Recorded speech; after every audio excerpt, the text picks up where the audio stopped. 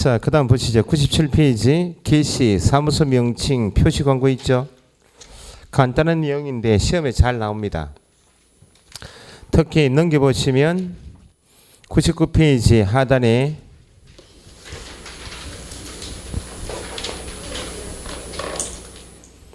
중개대상물 표시 광고 있죠. 거기 어려 개정법이 있어가지고 그건 반드시 시험 나올 거예요. 다시 강조해드리고 97페이지 게시 의무 있죠. 뭐 암기사항이니까 중개사무소 안에 들어가 보시면 쭉 액자가 쭉 걸려 있죠. 그 법에서 네 가지는 꼭 게시하도록 되어 있다. 밑에 2번에 게시사항 있나요? 등록증, 자격증 게시하는 것은 계약 알선입니까 아닙니까? 계약을 알선하는 거 아니죠. 중개무가 아니니까 제재는 뭐 100만 원 이하 과태료 거기 나올 거고, 그 암기사항이니까 1번에 등록증만 밑줄하시면 안 되고 앞에 중개사무소 밑줄하셔야 돼. 등록증만 보시면 기출문제처럼 이렇게 나온다니까요. 사업자 등록증은 게시사항이다. 사업자 등록증은 공인중개사법에서 게시사항 맞아요 아니에요? 사업자 등록증은 세무서에서 내주는 거죠. 그건 공인중개사법상 게시사항이 아니에요. 등록증 보고 오하지 마시고 중개사무소가 중요한 말이에요. 두 번째 원본입니까 4번? 원본 동그라미 4번 하면 안 돼요. 분사무소에는 등록증 게시하는 게 아니고 뭐 신고 필증 구분 꼭 하시고, 그러니까 1, 2월 달 욕심내지 마시고 기초 60점 되는 기초 부분을 꼭 하셔야 돼. 다른 과목은 60점 내기가 어렵잖아요. 이 과목은 그냥 기초만 하시면 60점이에요. 그 다음에 두 번째 중개보수 실비 요율 한도액표 8절지 크기의 요율 한도액표가 가게 게시가 되어 있어요. 중개보수 계산할 때 그거 보고 계산한다 그 말입니다.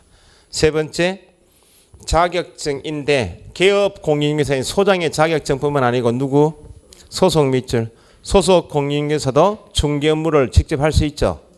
그러니까 소속의 자격증 원본 4번 원본 동그라미. 부칙은 자격증 있어요 없어요? 없으니까 개업 공인중개사 종별에 따라서 게시사항의 차이가 있다 없다? 게시사항의 차이가 있다 없다? 게시사항의 차이가 있다. 누구는? 부칙은 뭘 못 게시해요? 자격증을 게시하지 못하니까 종별 게시사항의 차이가 있다 그 말입니다. 자격증 밑에 부칙은 X죠. 그 다음에 손님에게 중요한 것이 보증이니까 보증 설정을 증명할 수 있는 거. 보통 중개사무소 들어가 보시면 공제증서가 게시돼요. 공제증서요. 나중에 암기사항이니까 암기할 때 이렇게 암기해요. 등수해야 보자 이렇게 암기해. 중개사무소 등록증 원본, 보수 실비 요율 한도액표, 보증 설정은 증명할 수 있는 것, 자격증 원본에서 등수해 보자 이렇게 암기해요. 제재는 밑에 100만 원 이하 과태료 밑줄하시고, 그 다음에 2번에 사무소 명칭 밑줄하시고 이퀄 상호 적어보세요. 사무소 명칭은 상호를 말해. 상호는 여기 학원안에 제 등록증 걸려 있는데 상호가 드림 공인중개사 학원이어서 앞에 부자 드림 이렇게 되어 있다고. 부자 드림 공인중개사 사무소 이렇게 됐어요. 그러니까 상호를 정할 때는 앞에 쓰는 말은 지금 마음대로 결정할 수 있지만 법에서 정하고 있는 문자는 꼭 넣어서 상호를 결정하십시오. 그런 취지에서 1번 사무소 명칭 사용 의무에서 1. 개업 공인중개사는 그 다음 밑줄은 사무소 명칭에 상호에다가 따로 공인중개사 사무소 밑줄 몇 자요? 8자죠. 또는 부동산 중개 밑줄 몇 자요? 5자. 문자 사용해야 한다 밑줄. 앞에 부자 드림 넣는 건 관계없는데 문자를 넣을 때는 상호 정할 때는 지금 체크하신 공인중개사 사무소 8자 쓰든지 부동산 중개 5자 문자는 꼭 넣어서 상호를 정하라고. 기출문제는 이렇게 나왔습니다. 공인중개사인 개업 공인중개사가 사무소 명칭에 공인중개 법률 사무소라고 하였다. 법에 적합해요? 위법이요? 법률자는 관계없이 여기에 8자 들어가야 되는 거 아니에요? 4자가 빠지면 틀린다 그 말이에요. 시험에 이렇게 내. 눈 똑바로 뜨고 세워보셔야 돼. 8자인지 8자가 들어가야 되고 5자 들어가야 돼. 보통 법인 할 때 법인 명칭은 이렇게요. 만약 부자 드림 부동산 중개 주식회사, 부자 드림 부동산 중개 주식회사 돼요 안 돼요? 부자 드림 부동산 중개 주식회사. 5자만 들어가면 되고 8자 들어가면 되는 게 들어갔잖아요 지금. 됐죠? 예?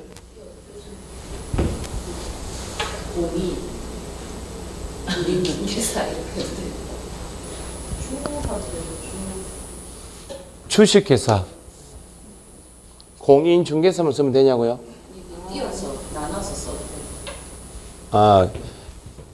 법에서 이렇게 되어 있고 띄어라 그런 말 없죠. 법에는 국토부에서 유권에 붙여라 이렇게 붙여 쓰라고.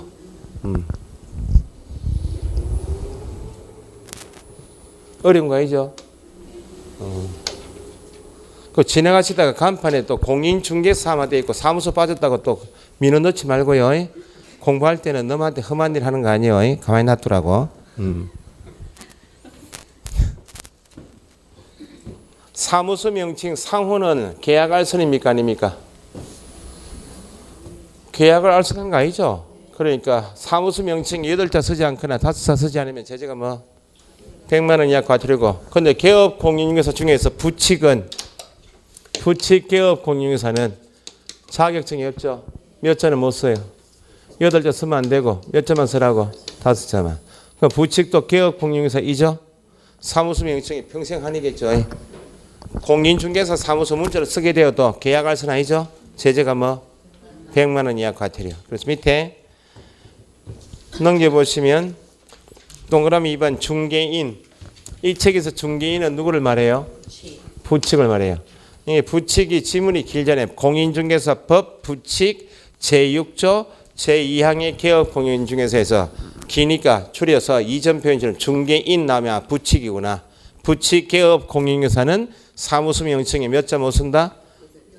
8자 사용해서는 안 된다. 따라서 몇 자만 쓰라고? 5자만 쓰라고. 그 밑에 적합 적법 여부 명칭 있죠. 앞에 대박이든지 왕대박이든 관계없고 8자 들어가 있으면 맞고 5자 들어가 있으면 맞다 이렇게 보시고. 밑에 양가로 이번에 5개 광고물 밑줄. 5개 광고물은 간판을 말해요. 5개 광고물 밑에 설치 의무가 있겠나요 없겠나요? 5개 광고물 밑에 설치 의무 없다 적으시고. 간판은 영업의 표시이기 때문에 영업을 본격적으로 하겠다 하면 간판을 다는 경우가 대부분이겠지만 간판은 설치 의무가 없어요. 간판 자체는 설치 의무가 없는데 간판을 설치하는 경우에는 뭐는 꼭 넣어야 되는가? 뒤에 성명 표기 의무 있나요?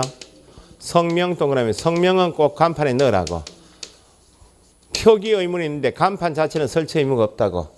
성명 자리에 간판 지나가시면 밑에 대표 누구 돼 있죠? 그건 법에서 꼭 넣으라고. 부동산 가게 안에 등록증 걸려 있죠? 등록증에 있는 소장 이름을 간판에 넣으라고. 실명제를 하겠다 그 말입니다. 기출 문제는 성명 자리에 연락처는 표기해야 한다. 전화번호는 표기 의무 없어요. 뭐만 표기하라고? 성명만 표기 의무. 이렇게 나오니까 간판 설치 의무가 있다 없다 두 번 나왔고 연락처 표기하지 않으면 연락처 표기 의무는 있어 없어요? 없다고. 전화번호 넣지 않아도 의무 위반이 아니다 그 말입니다. 자 그러면 동그라미 1번에 둘째철 5개 광고물을 설치하는 경우 밑줄. 설치하는 경우 그 말은 의무는 없지만 설치하는 경우에는 등록증 밑줄. 등록증에 표기된 기재되어 있는 누구? 개업 공인중개사. 법인 등록증에는 누구? 대표자. 시험은 분사무소 나오겠죠. 분사무소의 경우 어디에 표기된? 신고 필증에 표기된 누구? 책임자. 분사무소 나오면 무조건 책임자예요. 대표자만 안 돼. 무엇을 표기하라고요? 성명 동그라미 표기해야 한다. 그러면 3번 성명 표기 방법은 첫째 줄에 5개 광고물을 설치할 의무는 없지만 밑줄 적었죠. 설치하는 경우 5개 광고물 중 4가지 가로형 간판, 세로형 간판, 돌출 간판, 옥상 간판에 다시 등록증에 있는 무엇을 개업 공인중개사, 법인 대표자, 분사무소 책임자 무엇을 성명을 얼마만큼이나 인식할 수 있는 정도 크기, 그러면 알아볼 수 있는 정도 크기로 성명을 표기하라고. 몇 센치 이상, 몇 센치 이하 크기 제한은 구체적으로 없죠. 인식할 수 있는 정도 크기로 그렇게. 쉽죠 과목이 다른 과목보다. 니만 쉽다. 과목은 법 조문은 작은데 이게 점수가 잘 나오는 과목인데 과목을 대충 특징 없이 그냥 민법처럼 쭉 읽으면 빵점이요. 빵점은 공부한 사람이 빵점입니까? 공부 안 한 사람이? 안 한 사람이 빵점이라고요? 공부한 사람이 빵점이요. 공부 안 한 사람은 3번 쪽 밀었으면 20점이야. 공부한 사람이 뭘 답을 고르려고 보니까 자꾸 비껴나간다는 거야. 빵점부터 시작이에요. 빵점 맞았다. 잘하고 있는 거예요. 그러다가 한정체크가 좀 되시면 5월 되면 한 40점. 6월 모의고사 보면 한 60점. 그런 나와요. 과목 특징만 아시면. 민법은 앞뒤 스토리만 쭉 아시면 내용만 이해되시면 이 과목처럼 단어 가지고 함정파진 안 해요. 그 사건 자체를 알고 있나 모르고 있나 그걸 묻는 것이지. 그 민법처럼 문제 풀려면 빵점입니다. 17.5 훌륭하죠? 17.5. 처음에는 시작이가 아니야. 5개 지문 중에서 1개만 알고 4개 몰라서 빵점. 응? 3, 4월 되면 2개 또는 3개 알고 못 골라가지고 빵점. 빵점은 아니겠지. 뭐 30점 이렇게 나오겠죠. 그러니까 6월 7일 넘어가면 이제 3개 알고 있는 거 해가지고 2개 골랐는데 1개를 더 공부하시면 이거 맞추는 문제고 2개 여전히 몰라가지고 골랐는데 선택했는데 이상하게 찍는 것마다 틀린다. 그래서 점수가 50점, 60점밖에 안 나와요. 민법을 잘 하시면 돼요. 그래서 민법을 전체 복습 시간에 전체 과목 복습 시간에 60% 이상 민법 하셔야 돼요. 시간 남으면 민법 하셔야 돼요. 6월까지. 근데 거꾸로 6월 지나고 7월달 문제풀이 들어갔는데 민법이 안 돼 있다. 1, 2차 동차하시는데 2차 공부 못 합니다. 민법이 안정되어 있으면 다른 과목이 쉽고 2차도 쉬워요. 공법이라는 과목은 굉장히 양이 방대하죠. 공법이 법이 6개 아니야. 공법 안에. 그것도 민법 공부하는 것처럼 민법 선생님이 암기시키던가요. 앞뒤 배경을 그렇게 갑을 이렇게 해가지고 설명하던가요. 설명하죠. 민법은 판서 없습니다. 판서가 없고 책을 보셔야 돼요. 이 과목은 판서를 해드리는 이유가 책을 자꾸 찾으시니까. 이 과목은 간단하니까 판서를 좀 해서 해드리고 민법은 판서가 없어요. 요즘 판서 좀 하시던가요? 좀 바뀌었다던데. 판서를 신경 쓰시면 안 돼. 민법 한 과목은. 민법 한 과목 빼고는 판사하시죠? 민법은 판사하는 과목 아니에요. 그 나중에 올해 같은 시험에는 31회 시험은 민법이 조금 제대로 되어 있는 학원은 합격률이 높고 민법이 조금 대충 암기시키는 학원은 합격률이 거의 없고 올해 한번 보시라고요. 다릅니다. 학원마다. 목표가 80% 합격시키는 게 목표입니다. 학원마다 광고를 내죠. 70% 합격했다. 그 거짓말입니다. 뭐 에듀윌도 뭐 그렇고 뭐 68.7% 합격했다고 거짓말. 책 봅시다 이제. 8월 7월까지는 인터넷 서핑하지 마시고 돌아다니면서 이 자료 뽑고 하지 마시고 그 에듀윌에는 선생이 32사람이 있거든요. 온라인 공부하는 사람이 선생 자료를 다 뽑아 보지도 못해요. 온라인 합격해가지고 한 번 떨어지고 2번 합격한 사람 책 다 버리고 온라인 수강생들은 32사람 자료를 다 뽑아 복사만 이만큼 뭐 복사집도 아니고 이만큼 있어요. 보지도 못해. 심리적 불안하기 때문에 학원 나오는 것도 아니고 그래서 뭐 자료가 너무 많은 게 또 탈이에요. 절대평가이기 때문에 우리 학원 선생님들이 어지간해요. 어지간히 하신다고 적응하시고. 말투는 저는 여기 고향 쪽 내려왔으니까 저는 말투가 괜찮잖아요. 좀 기분 나빠요? 제가 서울에서 강의할 때는요. 서울 사람은 굉장히 힘들어해요.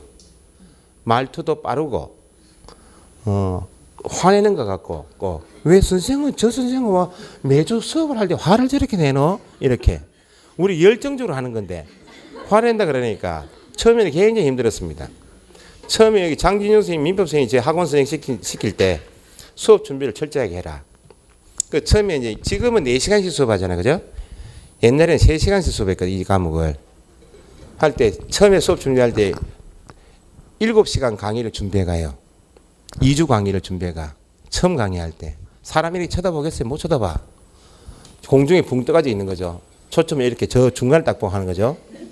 할 때 사람 못 쳐다보니까 혼자서 강의를 막 해. 그러니까 2주 강의 7시간 강의를 준비해 갔는데 거기에 3시간, 2시간 한 50분 되면 다 끝나버린 거예요. 7시간 강의가. 옆에 앞에 앉은 사람은 깝깝하잖아요. 뭐 수업은 저 혼자 열심히 하는 것 같은데 지 혼자 하는 거지.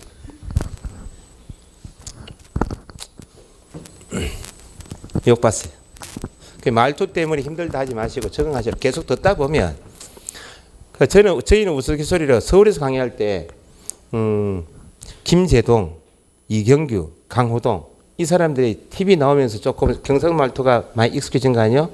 굉장히 고맙죠. 그 사람들한테. 네. 처음에는 굉장히 힘들었어요. 여기 내려오시면 전라도 분도 계시고 충청도 분은 안 계시는구나. 그나마 다행이네요. 경상도 분이 저하고 세법하고 공시법. 그러네요. 아, 개론. 천만 다행입니다. 고향 쪽에 있는 사람이 경상북도지만 어쨌든 뭐 몇 분은. 근데 두 분은 이제 전라도 분도 계시고 서울 분도 계시는데 적응하시라고. 관심을 갖고 들으면 잘 들립니다. 아, 이야기하지 말고 수업해라. 뭐 눈빛이. 제가 일주일에 한 번씩 오기 때문에 그래도 학원 또 관리자 아닙니까 그래도. 불만이 있을 수 있죠. 있는데 뭐 어쨌든 밖에 나가면 본인만 손해입니다. 딴 강의 아닙니다. 딴 강의도 뭐 많죠. 강의가 많은데 어쨌든 실강의가 오프라인 강의가 합격률의 80%입니다. 유념하시고 불만이 있으시면 미호도 계속 들으시라고. 미호도 다시 한번. 미호도 다시 한번. 미호도 다시 한번이 누구 노래요? 무슨 노래냐고요? 몰라요 그 노래를? 영화다 영화. 알았어요. 자, 밑에 하단에 3번 명칭 사칭 금지 있죠. 개업 공용사 아닌자 있죠. 앞으로 아닌자라고 법조문에 있으면 아닌자니까 정이 있나요 없나요? 없으니까 뭘 취소하겠네 정지하겠네 과태료 같은 거 없고 형벌은 1년 이하 징역 1천만 원 이하 벌금밖에 없어요. 아닌자 할 때 밑줄하시고. 그럼 위에 있는 8자나 5자는 누구만 쓰라고? 개업 공용사 쓰라 그 말이죠.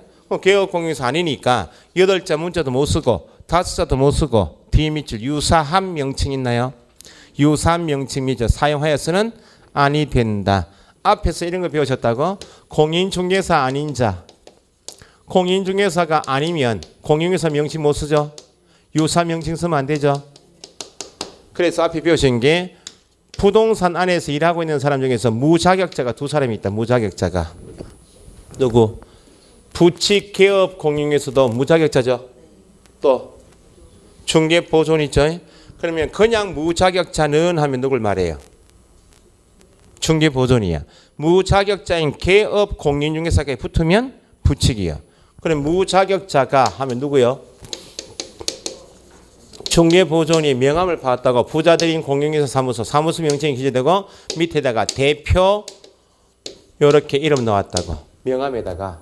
그럼 공인중개사 아닌 무자격자가 대표란 명칭을 쓰면 공인중개사라고 직접 쓴 것은 아니죠. 일반인들이 중개사무소 명함에 대표라는 사람은 누구일 것이다? 공인중개사일 것이다 라고 오인할 위험성이 크기 때문에 무자격자가 명함에 대표만 넣어도 유사명칭에 해당해요. 그럼 형벌이 얼마? 1-1이겠죠. 여기도 개업 공인중개사 아닌 사람인데 8자도 못 쓰고 5자 못 써주고 유사명칭 쓰면 안 되죠. 유사한 명칭 밑에다가 2개 적어보세요. 옆에 99페이지 판례 있나요 없나요? 중간에 있죠. 첫째 줄에 발품 부동산 밑줄, 부동산 카페 밑줄 라고 썼다면 발품 부동산 대표란 명칭이 기재된 명함을 사용한 것은 일반인들이 누굴 것이다? 공인중개사 사무소 부동산 중개를 하거나 공인중개사인 것으로 오인할 위험성이 있다. 유사명칭에 해당한다고. 유사명칭하면 지금 발품 부동산에서 부동산을 밑줄 한번 해보세요. 발품 부동산이라고 쓰거나 부동산 카페라고 썼다고. 직접적으로 8자 쓴 것도 아니고 5자 쓴 것도 아니죠. 우리가 중개사무소에 가서 개업공인중개사에게 아파트 내놓고 왔습니다. 이걸 줄이면 어디 갔다 왔다 그래요? 부동산 갔다 왔다 그러죠? 부동산이란 표현은 뭘 인식한다고? 중개사무소로 인식한다고. 그러니까 개업공인중개사 아닌 사람이 이렇게 발품 부동산 카페에서 부동산자만 들어가도 유사명칭이야. 그러면 밖에 이제 뭐 저기 진동이나 밖에 나가시면 간혹 커피숍 한 개 차려놓고 커피 향이 흐르는 부동산 해가지고 간판에다가 부동산 카페 이렇게 적어놓고 부동산 하는 사람이 있어요. 걸린다 안 걸린다고? 걸린다는 겁니다. 그게 아닌 자가 유사명칭 쓰게 되면 형벌이 무겁잖아요. 지금 1년 이하 징역 1천만 원 이하 벌금. 그래서 거기 개업공인중개사 아닌 자 유사명칭 사용해서는 안 된다 해서 옆에 판례 그거 발품 부동산 카페만 써도 유사명칭에 해당합니다. 셋째 줄 뒤에 유사명칭을 사용한 경우에 해당한다. 그렇게 밑줄하시고. 그 다음 밑에 4번에 98페이지 위반 시 조치 및 제재 있죠. 1. 철거명령 및 대집행 밑줄하시고 누구는 등록관 청구하러 규정을 위반한 사무소 간판에 대하여 밑줄 철거명할 수 있다. 누가요? 중개사무소 간판 문제니까 시도지사는 이렇게 하면 안 돼요. 등록관청은 철거명할 수 있다. 철거명령 받으면 네가 지금 달고 있는 간판은 위법 간판이니까 철거하라 하면 철거해야 되겠죠?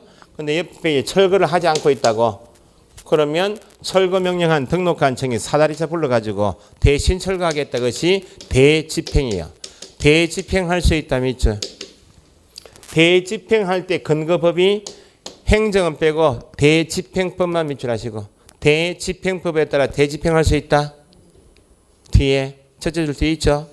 그 대집행법 자리에 기출문제처럼 이렇게 하면 안 돼요. 민사집행법 하면 안 돼. 민사집행법은 나중에 경매할 때 나오는 법이 민사집행법이에요. 철거할 때 법은 대집행법이에요. 대집행할 수 있다. 대신 철거하겠다. 것이 대집행이에요.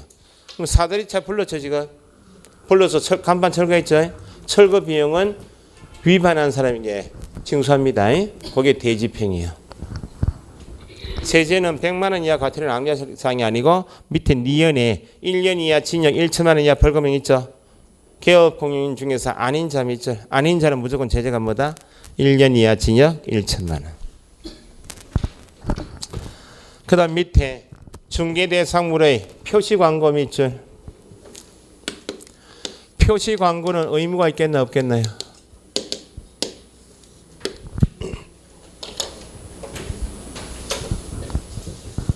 표시광고 해야 한다 해버리면 만약에 개업공인중개사에게 표시광고 의무 있다 해버리면 길바닥 온 천지 전단지가 돌아다니는 거 아니야. 표시광고하는 이유가 뭐예요?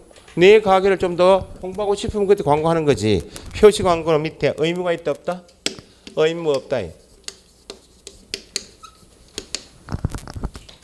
표시광고 자체는 의무가 없는데 밑에 양가로 1번에 표시광고 시 명시할 사항이 있죠. 첫째 줄 의뢰받은 대상물에 대하여 표시광고, 둘째 줄 하려면 그 말은 표시광고 자체는 의무가 없는데 하려면 그 다음 두 가지 괄호 중개사무소 괄호 개업공인중개사 괄호 따로 괄호 하시고 중개사무소하고 개업공인중개사에 관한 사항으로서 셋째 줄 다음의 사항을 뭐 해야 한다? 명시하여야 한다.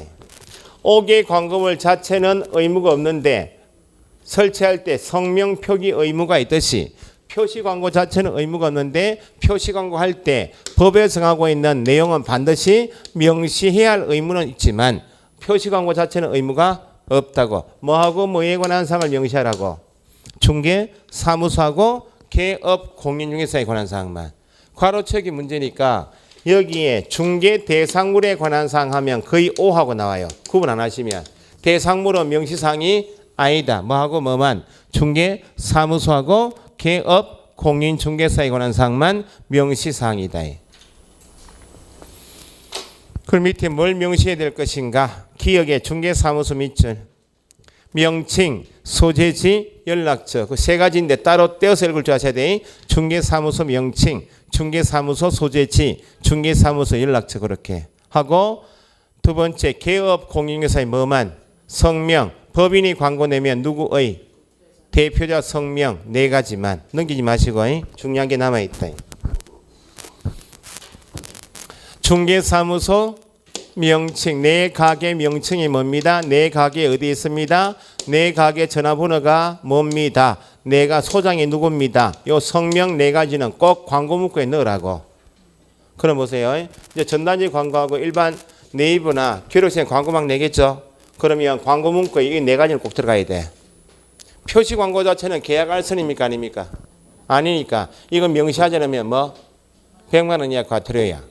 요거 법에 정하고 요 내용을 명시한 다음에 그 다음에 개업공에서 지 재량으로 중개대상물 사진 넣어도 되고 지 재량으로 대상물 소재지 더 넣는 것은 지 재량이고 어떤 문구를 넣는 관계없이 광고할 때는 광고 종류 관계없이 인터넷 광고하든지 벼룩생 광고하든지 전단지 광고하든지 법에 정하고 요 내용은 꼭 명시하라고. 근데 이번에 추가된 게 넘기지 마시고 위에 기억 위에 중개보조원에 관한 사항은 명시해서는 아니 된다 돼 있나요? 그 밑줄 두 번 하시. 거기 개정법이야. 중개보조원에 관한 사항 명시해서는 안 된다 해서 셋째 줄 뒤에 넷째 줄에 괄호 부분에 중개보조원 사항은 언제부터 시행? 올해 8월 21일부터 시행이에요. 그러면 이제 법이 이 중개보조원에 관한 사항을 명시하지 마라. 여기 8월 21일부터 시행되면 8월 21일 이후에는 보조원에 관한 사항 일체 넣으면 안 돼요. 지금까지는 이렇게 하고 있다고. 요 네 가지 넣었죠. 넣고 보조원 지 전화번호 넣고 이렇게 했다고. 그러면 물건은 지가 현장 활동에 지가 따와가지고 지 광고 낼 때 지 시험은 두 번 나왔어요. 이거 일체 넣지 않고 보조원 자기 성명으로 광고하면 돼요 안 돼요? 안 돼. 요 네 가지를 다 넣고 지금은 보조원에 관한 사항 명시하지 말란 말이 지금 시행되고 있어요 안 되고 있어?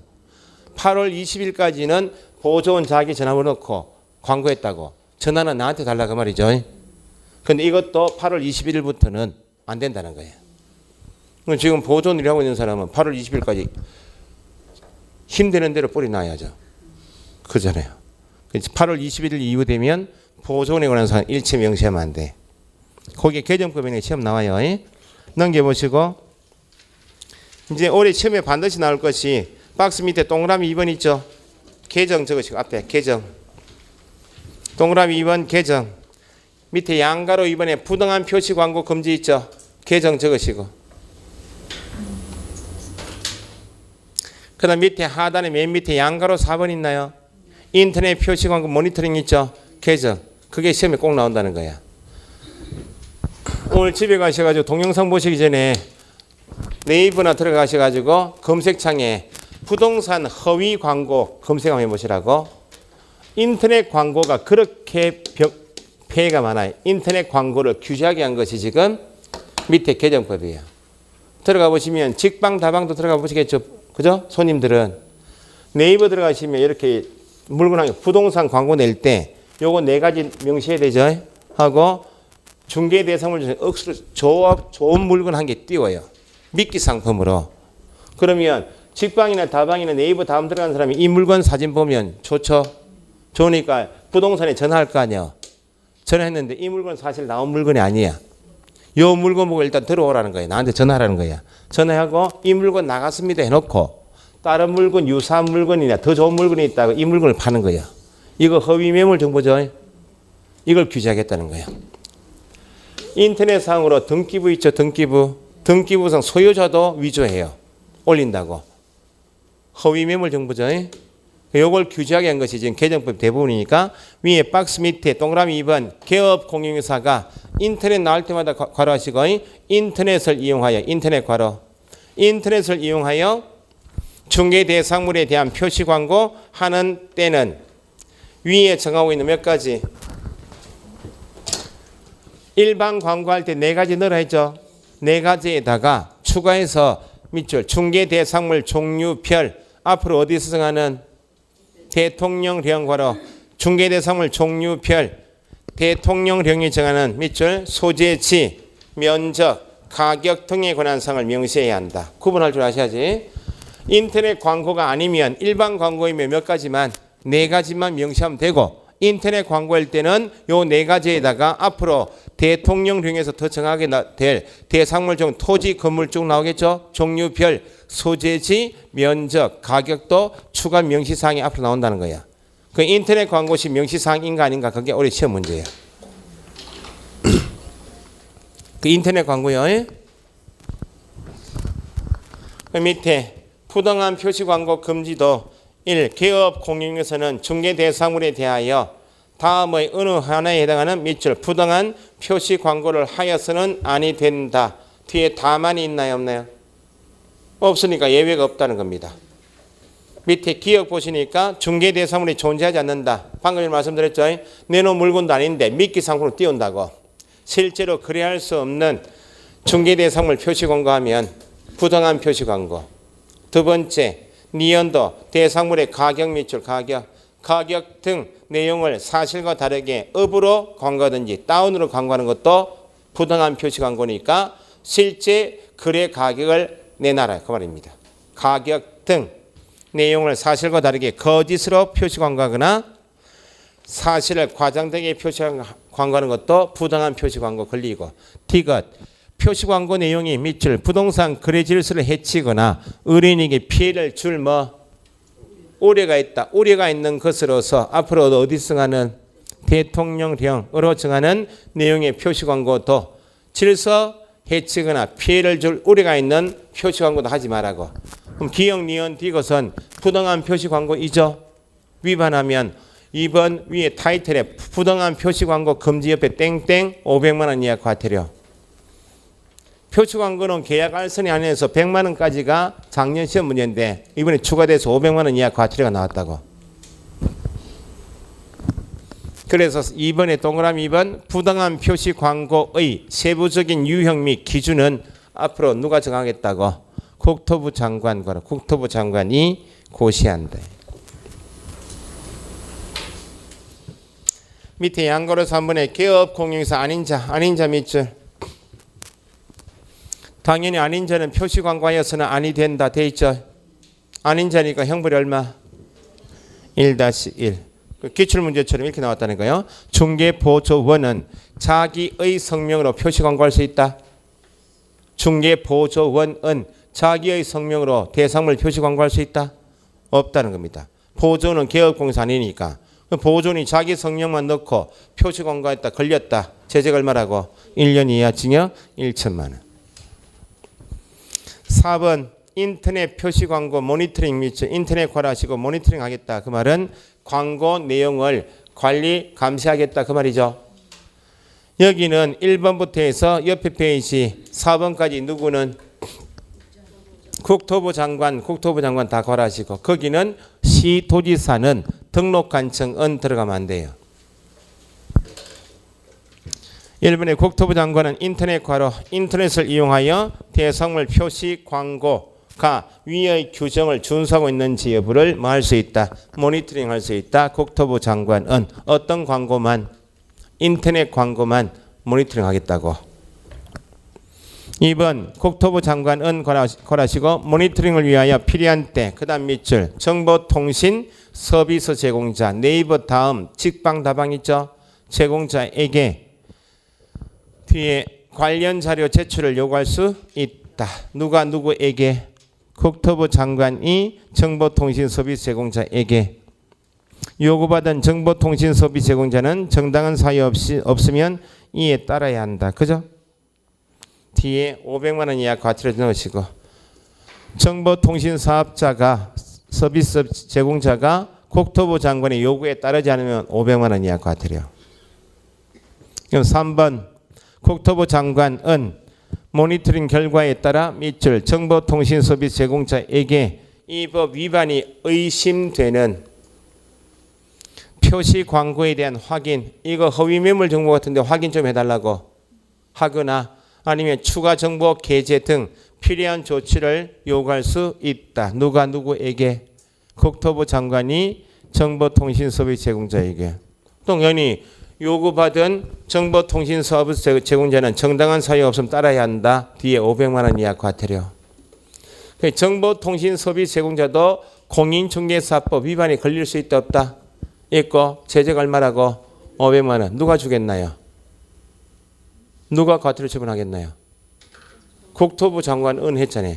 국토부 장관이. 그게 이제 신설조항이에요. 4번은 국토부 장관 밑줄 모니터링 업무를 위탁할 수 있다 돼 있죠. 누가 위탁한다고? 모니터링 나옵니다. 국토부 장관이요. 그래서 앞으로 나올 내용이 동그라미 5번 모니터링의 내용, 방법, 절차 등에 관한 사항은 어디 정하겠다? 국토교통부령. 각종 절차는 어디 정해요? 국토교통부령. 그래서 밑에 위반 시 제재는 방금 전에 보셨던 것처럼 500만 원 이하 과태료 그게 신설된 거예요. 꼭 체크하시고요.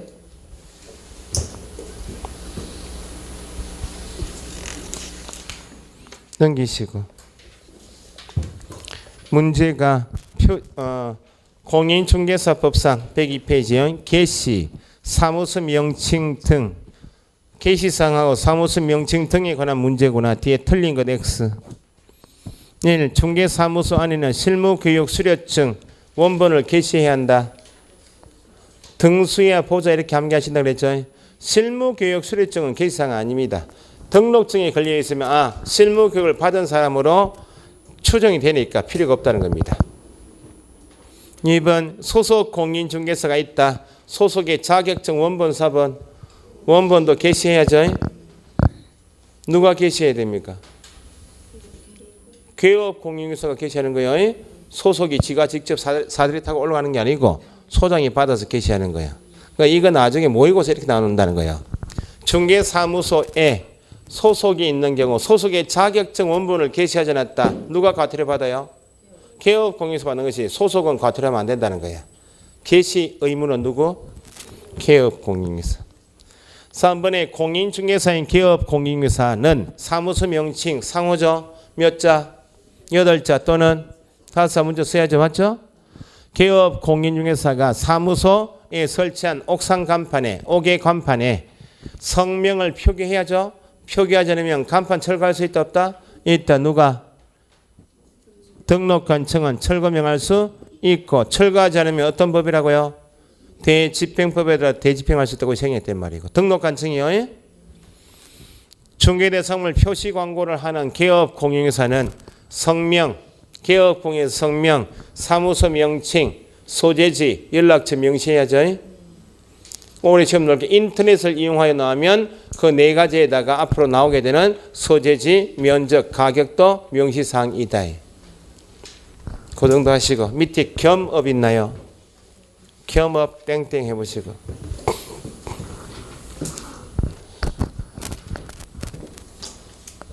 개업 공인중개사 종별 3사람 있죠. 3사람이 중개사무소 안에서 하는 일을 크게 나누면 중개업하고 중개업이 주된 사업이고 중개업하고 겸업을 한다 이렇게.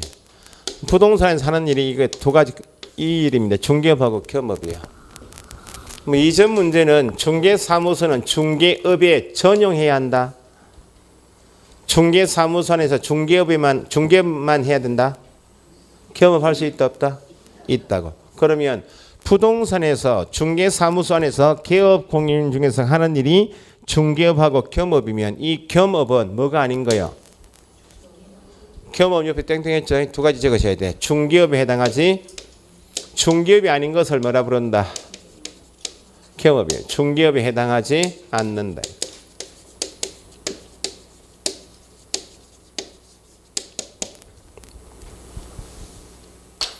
두 번째가 나중에 배우시겠지만 중개업은 계약 알선 업무죠. 계약 알선 시켜주고 받는 대가가 중개보수입니다. 그러면 중개보수는 중개업에 대한 대가이면 지금 보시는 겸업은 뭐가 아니므로 중개업이 아니니까 중개보수가 적용되겠나요? 중개보수가 적용이 없다 그러면 법에서 정하는 한도 제한이 없다는 겁니다. 한도 제한이 없으니까 겸업을 한 대가는 의뢰인하고 합의하여 받을 수 있다. 합의하여 받을 수 있으니까 초과수수에 해당하겠나요? 법정 한도를 초과하여 받았습니다. 처벌하겠습니다. 그런 말이 성립되지가 않는다. 초과수수에 해당하지 않는다. 겸업은 중개업에 해당하지 않으니까 중개보수 한도 적용이 없으니까 합의하여 제한 없이 받을 수 있으므로 초과하여 받은 것에 초과 수수에 해당하지 않는다. 자, 그러면 결론이 앞에서 등록 기준할 때 배우셨듯이 개업 공인중개사 중에서 법인은 뭘 둘 수 있는 반면에 분사무소를 둘 수 있는 반면에 업무는 몇 조만? 14조만 해야 되죠. 그럼 법인이 아닌 자는 두 사람이 있죠. 공인중개사인 개업 공인중개사하고 부칙 개업 공인중개사 있죠. 이 사람은 분사무소 둘 수 없죠. 없는 범위에 업무 범위는 제한이 없으니 14조만 이런 제한 규정이 없다는 거야. 그러니까 14조 일을 하고 더 할 수 있다는 거죠. 근데 다만 이 부칙은 14조 업무 중에서 딱 한 개를 못한다 그랬죠. 뭐는? 경공매를 못해. 경매 대상 부동산에 대하여 공매 대상 부동산에 대하여 권리 분석 업무라든지 취득의 알선이라든지 대리 업무는 누구는 일체 못해요. 부칙은 못해. 그럼 결론이 좀 이따 보시겠지만 여기 14조 안에는 중개업 외에 겸업 종류가 6가지 있다고. 이 6가지만 해야 되는 사람 누구? 법인이요. 그럼 6가지 중에서 경공매는 누구는 못하니까 부칙은 못하니까 경공매 한 개 빼고 나머지 몇 가지? 5가지는 모든 개업 공인중개사가 공통으로 수행할 수 있다. 그래서 지금 따로 다른 것은 많이 보실 필요가 없는데 넘겨보세요. 넘겨보시면 104페이지 3번에 법인인 개업 공인중개사 있죠. 법인 동그라미 겸업 동그라미 법인이고 겸업 땡땡 몇 조 업무만 14조 업무만 가능 적으시고 14조 업무만 가능.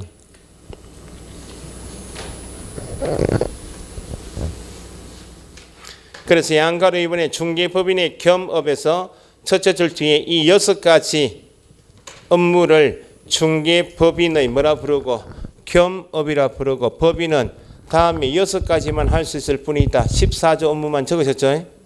그러면 옆에 페이지 5번이죠. 5번 동그라미 경매 공매 대상 부동산에 대한 알선과 대리 있죠. 그건 첫째 줄에 괄호에 개업 공인중개사 괄호에 누구는 제외? 부칙은 제외. 부칙 중개인 현재 부칙은 제외죠. 그럼 밑에 6번 밑에 한 칸 비었죠. 6번 밑에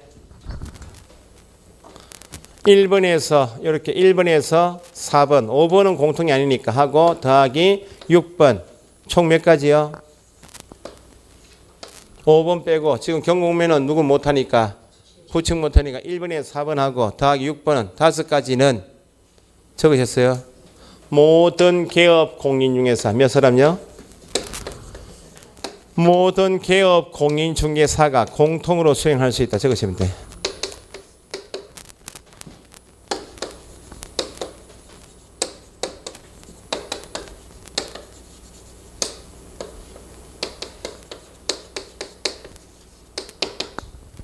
여기에 결론이